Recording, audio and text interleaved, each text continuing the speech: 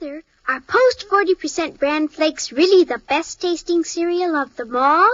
Well, your father says so, and Father knows best.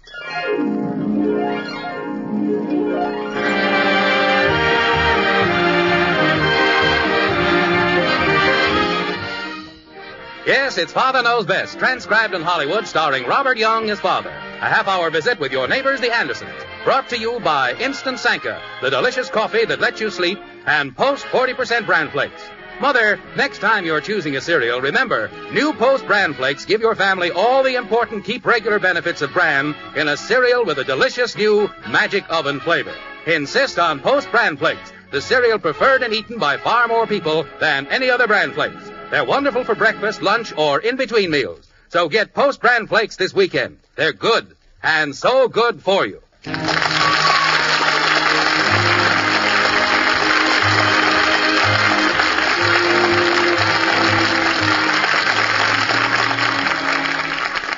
Well, the town of Springfield is lovely to behold this Christmas Eve. About noon today, the first snowflakes began to fall, and soon the air was filled with the whirling crystals. Came down heavily all afternoon. Now every lawn and park is white, every roof and chimney top. And out on Maple Street this frosty Christmas Eve, every house seems to have its windows brightly aglow. Every house, that is, except the Andersons. They're not home. You see, well, let's go back to 10 o'clock this morning. Margaret was wrapping packages on the dining room table, and Jim was helping her. Like this. Hold your finger on this, will you, dear? Mm-hmm. There we are. That knot should hold, don't you think? Honey, are you planning to send me along with the package? What's the matter? You tied my thumb in there. Oh, I'm sorry. There. There. Now, I wonder if there's anyone I've forgotten. Well, from the number of packages scattered around here, you couldn't have forgotten anyone. Not in Springfield, anyway. Oh, there are not so many there. It just looks like a lot. I can't figure it out. Hmm? We don't know that many people. All right, now look. This one goes to the Kirbys. Mm-hmm. You remember last year they gave us that lovely salad bowl and we only sent them a card? Mm-hmm. This one is for the Morrises. I feel we certainly owe them a gift. But, honey... Now, wait. You asked a question and I'm answering you. Mm-hmm. This package goes to the Rodneys. Mm-hmm. I didn't send them a thing last year, and the year before that they gave us that huge box of pears. I know, but... The big box is for the Carters, and then there's the Blakes and the Rogers and the Milbanks and the Duplains and the Newmans and the Lewises. They all gave us something last Christmas. You see, I keep a record of these things, dear. I have it all written down. Well, that's fine. I'm not objecting to the idea of remembering our friends at Christmas. Well, you wondered why all the packages. Well, it just seems that suddenly Christmas has lost something. It used to be so much simpler. The spirit of Christmas had a different meaning. Well, I know, dear, but when people have given to us... That's it, honey. It's become a matter of bookkeeping.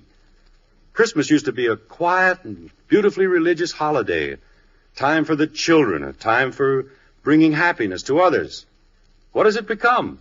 A mad scramble to buy a lot of things you can't afford to give to people who don't need them.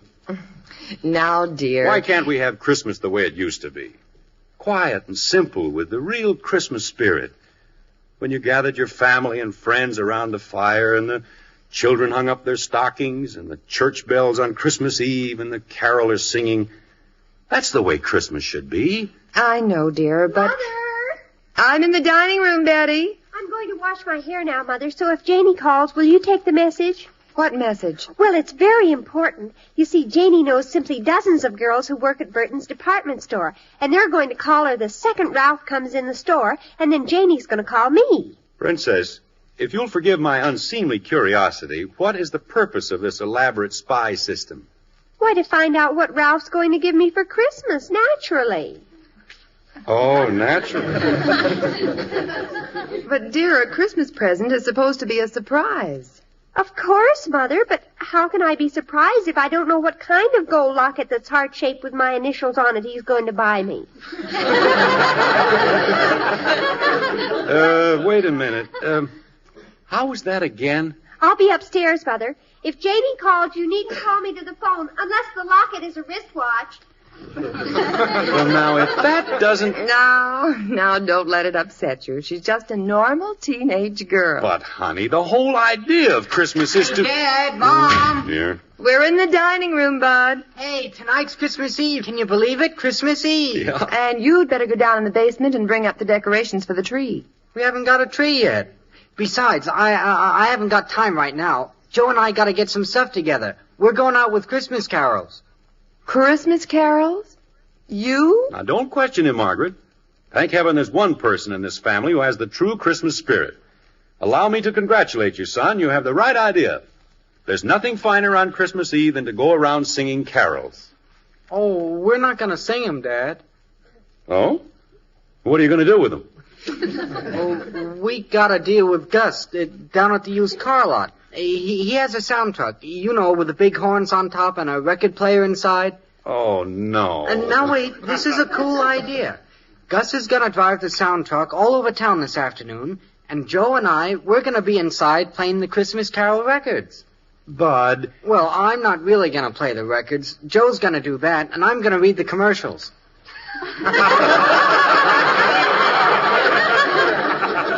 Commercials? Sure. For Gus McCarthy's used car lot. Joe plays a carol, and then I read a commercial. I got some cool ideas. How do you like this one? It starts out, "Rest ye merry gentlemen in a 1936 two-door sedan with white side doors." Oh. Bud, maybe you'd better... Or, "Oh, what fun it is to ride in a 1940 Club Coupe with overdrive and new seat covers." Look, Bud. "I saw Mommy kissing Santa Claus in a 1948 convertible with radio and heater." How do you like those? Pretty good, huh, Dad? Pretty good. But have you lost your mind? This is Christmas. Your father's right, Bud. That's carrying it entirely too far. But if I don't work on the truck this afternoon, I won't get to ride on it in the parade tonight. Parade? On Christmas Eve? Sure, the big Santa Claus parade. They're gonna have floats and bands and cowboys, all kinds of stuff. What, no skyrockets? Well, now I've heard everything. Peace on earth, goodwill toward men. Introduced with a brass band. Daddy, What is it, kitten? when are we going to get our tree? Oh, you'd better go down and get one, dear. They'll be all gone. I could have gotten one wholesale from Gus's used car lot. He sells Christmas trees, too. Can we have a purple tree this year, Daddy? A purple tree? They're selling them on the vacant lot next to the pool hall. Red, yellow, pink, orange, purple. You can get any color you want except green. If you're talking about the tree, I vote for a pink one. What's wrong with green? Nothing, except it just looks like a tree. What's a tree supposed to look like? Daddy, can we get one of those neon lights? Oh, for Pete's sake. Neon lights, purple Christmas trees, brass bands. What has happened to you kids? Have you forgotten the meaning of Christmas? Have you forgotten everything you've learned in Sunday school? No, Father, it's just that things are different now than when you were a boy. This is 1953. Different nothing. You can change everything else, but not Christmas. Am I right, Margaret? You have the floor, dear. The whole trouble is that Christmas has been turned into another super colossal all-color production. Well, it's all wrong. And as far as this family is concerned, we're putting a stop to it. This year, we're going to celebrate Christmas as it should be celebrated. Simply and naturally. Without all the hoop-de-doo and falderall. This is going to be a real Christmas. I don't understand what you mean, Father. Well, to begin with, we're not going to buy one of those painted trees. We're going to get in the car and drive up to Pine Mountain and cut our own tree. Oh, boy, can we, Daddy? You don't really mean that. Certainly I do. You kids gather up some warm clothes. Bud, get the saw out of the garage. But, Father, it's at least 50 miles up there. You can buy a tree for a couple of bucks, Dad. Now, that's what I'm talking about. All you kids can think of is buy, buy, buy. This is a part of Christmas you've never even experienced. Going out into the woods and cutting your own Christmas tree. The weather forecast said snow today. Oh, we'll be up there and back in 3 or 4 hours. Not going to snow that much. Besides, I have chains. Now, get your coats. I'm getting mine. I'm ready. Oh, this sounds like a real peachy Christmas. It will be, Princess. You'll see. Dear, I have all those packages to deliver to the Rogers and the Newmans. We'll throw them in the car, honey. We'll deliver them on our way back. You're sure this is a good idea? Am I sure? Margaret, believe me, this is going to be a Christmas none of us will ever forget.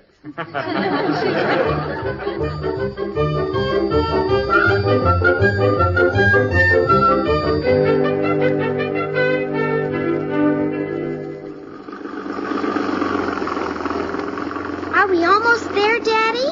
Oh, another mile or two, maybe. Father, it's starting to snow again. Oh, is that snow coming down? It isn't cornflakes. Well, it's just a little flurry. Nothing to worry about. Come on, cheer up, everybody. It's almost Christmas Eve. What is there to cheer up about?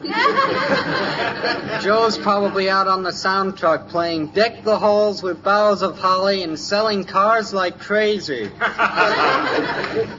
we're not talking about that, remember? Okay. Now, if you kids think you have a hard life, look at that little grocery store back off the road there. Miles from everything. How would you like to live there? Well, I wouldn't, that's all. I just wouldn't. What if you had to? Well, I wouldn't. What if you had to? I said I wouldn't. Yeah, but what if you had to? Father, tell Bud to stop it. Bud, stop it. Are we almost there, Daddy? No, it won't be long, kitten. Look at that snow drifting down. Isn't that beautiful? We're going to have a white Christmas. It's lovely, dear, but do you think we should try to go any farther? Oh, it's just around the next bend. Why, we had to drive clear up here into the wilderness to get a Christmas tree. You'll understand, Princess, when we're back home this evening. When the fragrance of the tree fills the whole house.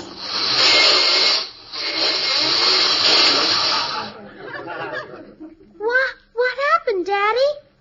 Nothing. Snow's a little deeper here. Father, we're not moving. Are we stuck, Dad? No, we're not stuck.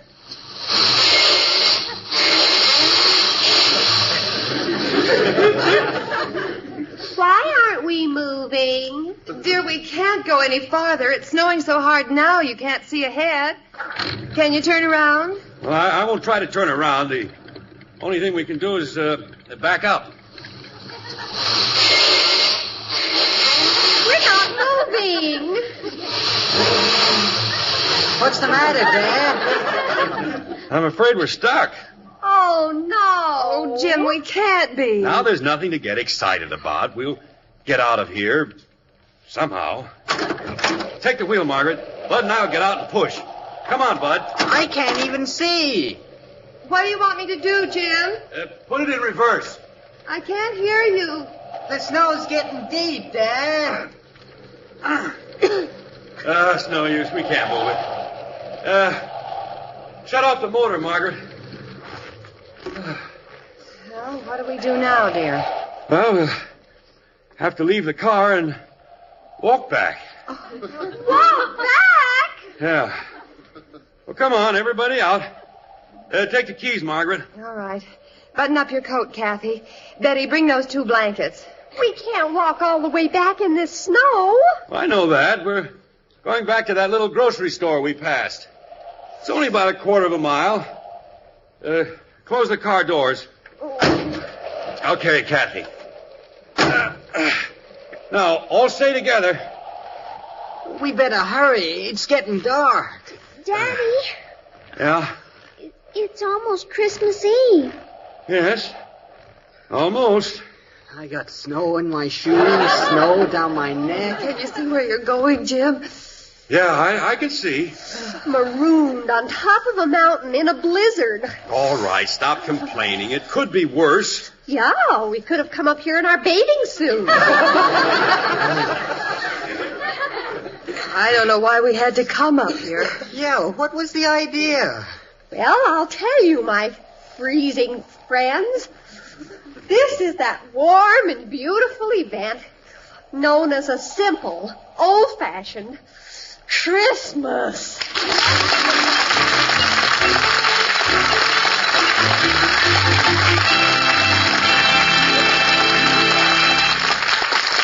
Here's a pre-Christmas story. It begins in a house and concerns, if you please, a young husband and spouse.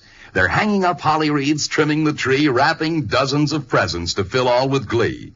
Then hark, as the hall clock strikes 10, they both stop, and worn out and tired in a chair they both drop. Says the man with a yawn, do you think, dear, we might, though it's late, risk some coffee and maybe a bite? Says his wife with a grin that is cheery and bold, you can have all the coffee you think you can hold. For I bought Instant Sanka just for your sake. It's free from caffeine, will keep no one awake. So they sat and sipped Sanka and found it so good they drank even more than they usually would. Yet when later that night Santa poked in his head, both husband and wife were asleep in their bed. There's my story, my friends, and though not like the jingle, that whimsical legend of cheery Kris Kringle. It carries a message important and true. You can drink Instant Sanka and sleep the night through.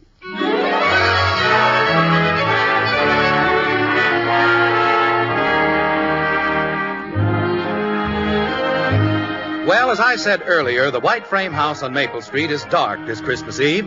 About noon today, Jim Anderson revolted against his family's attitude toward the Yuletide and decided that this year they should discover the joys of a simple, old-fashioned Christmas.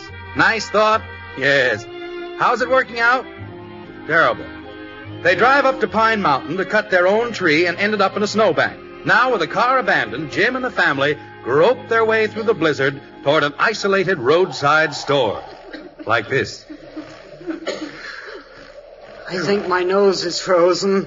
How much farther is it, Daddy? Well, it must be right ahead of us. If it weren't snowing so hard, we could probably see it. There it is, Dad. See the light? Yeah. There's the store, Mommy. Oh, well, thank heaven. That looks real pretty for Christmas Eve, doesn't it? Holly wreath in the window. All I'm interested in right now is getting back to Springfield. I'm supposed to be at least 3 parties tonight. If we get back in time, I can still ride in the parade with Joe on the sound truck. All those gifts are still in the car, Jim. We'll have to get them out somehow. They have to be delivered tonight. Well, all right, one thing at a time. Let's get in here and thaw out first.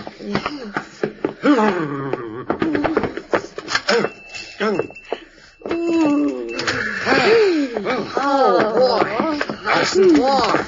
Daddy, look at that. They've got a fire in a barrel. That's not a barrel, kitten. That's an old-fashioned pot-bellied stove. Oh, this looks like the kind of a store my father used to talk about. Yeah? Look at the stuff hanging from the ceiling. Lanterns and snowshoes, all kinds of junk. By golly, it smells just like the old general store back in my hometown. Who runs the place? I wouldn't be surprised if it's Lum and Abner. Hello? Anybody here? Be there in just a minute. Where's the telephone? Oh, it's here someplace. You children had better take your coats off now. I was just putting the bacon on the stove. We weren't expecting anyone in tonight. How did you folks get up here? Well, our car stalled up the road.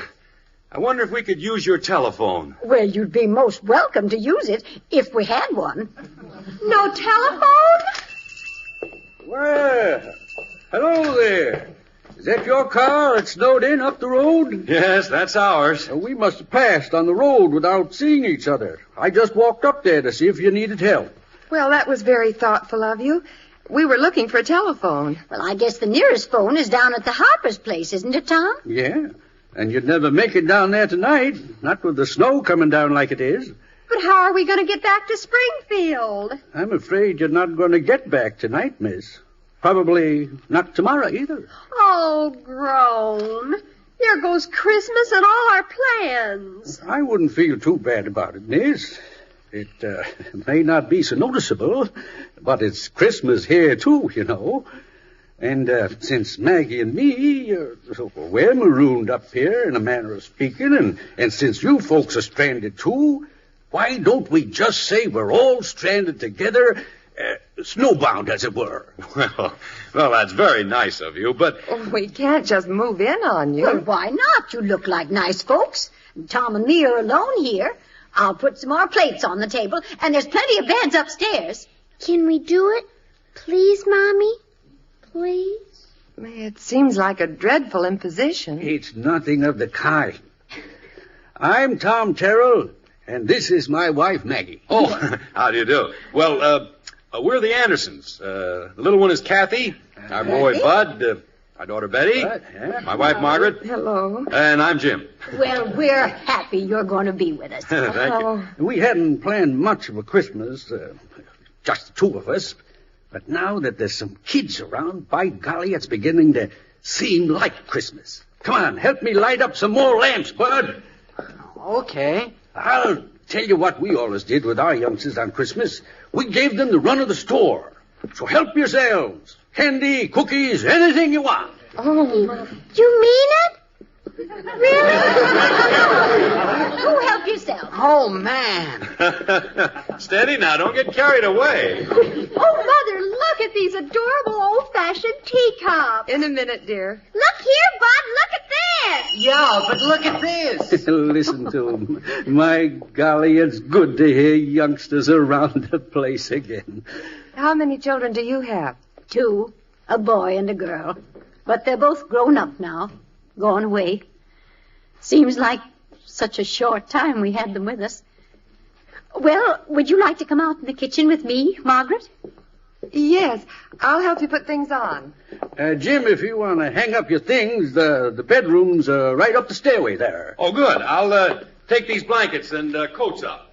Well, you kids finding anything back there? Sure, all kinds of stuff. I found a school book back there, Mr. Terrell. It's the same one I use. Yeah, it belonged to my daughter. She looked a lot like you when she was your age. Did you have some kids, Mr. Terrell? Yes, we have two, Bud. Where are they, Mr. Terrell? Well, they've grown up and gone, Kathy. Aren't you lonesome without your children? Yes, well, we are sometimes. I think we miss them most at Christmas time. You kids don't know how much you mean to your folks at Christmas. We never thought about it. I guess we always just thought how much Christmas meant to us. We used to have our tree here by the stove, and Judy and Bill would decorate it and put the candles on. The tinsel and the stars and the little glass bells, they're all in the box back in the corner where the kids packed them away. Don't you have any Christmas?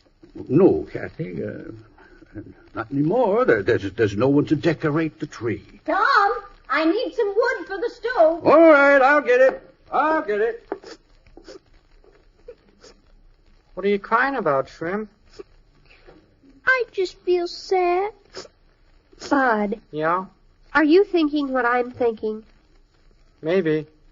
Well, climb up on a box and get down those snowshoes. You're going back to the car.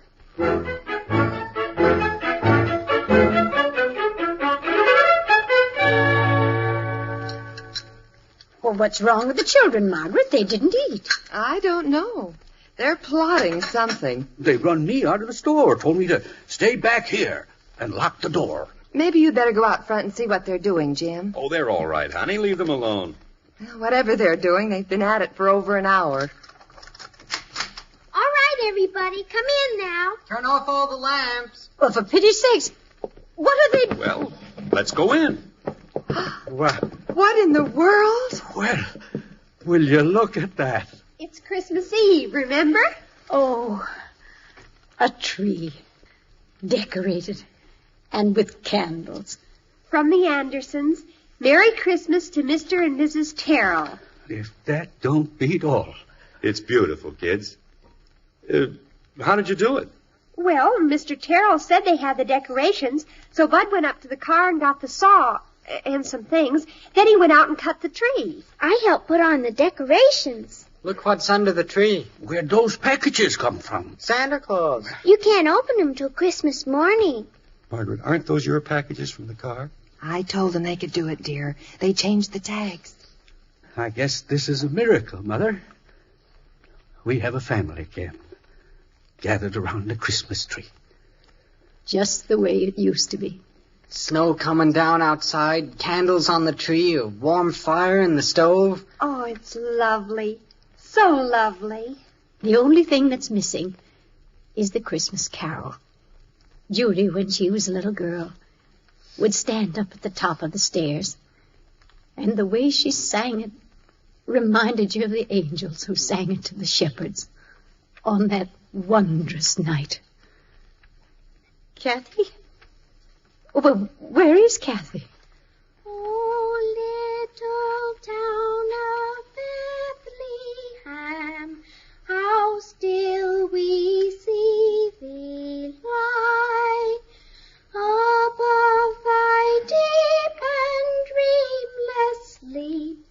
The silent stars go by, yet in thy dark street shineth the everlasting light. The hopes and fears of all the years are met in thee tonight. Father, Yes, Princess. thank you for our first real Christmas.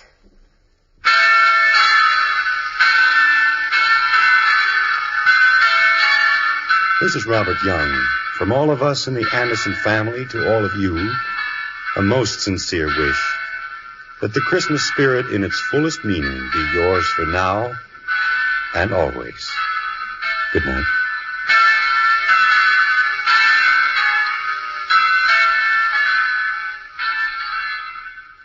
You know, there's no other evening in all the year like this night before Christmas. Now, after weeks of busy shopping, folks are warmly settled in comfortable living rooms, looking forward to the excitement of tomorrow morning.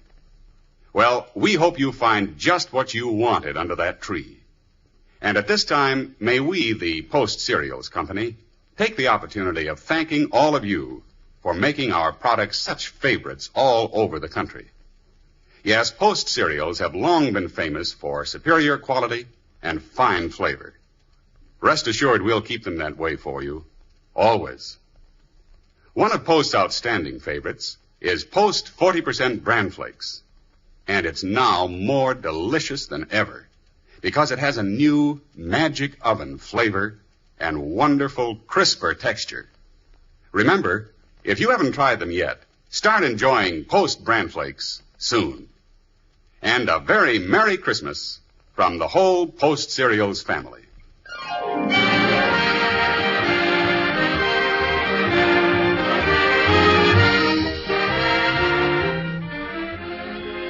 Join us again next week when we'll be back with Father Knows Best, starring Robert Young as Jim Anderson. Until then, good night and good luck from the makers of Post 40% Bran Flakes, the cereal preferred and eaten by far more people than any other Bran Flakes, and Instant Sanka, the delicious coffee that lets you sleep. In our cast were Rhoda Williams as Betty, Ted Donaldson, Gene Vanderpyle, Helen Strome, Jeanette Nolan, and Herb Butterfield. Calcium helps grown-ups to a more vigorous life. And now there's calcium in hot wheat meal. Calcium helps your body run smoothly. And now there's calcium in hot wheat meal. Calcium helps you to enjoy a more active life. And now there's calcium in hot wheat meal. Yes, a 1-ounce serving contains 1/3 of your daily calcium needs. And Post wheat meal is a whole wheat cereal, creamy, smooth, delicious, cooks instantly. Get new Post wheat meal with more calcium than any other cereal, hot or cold.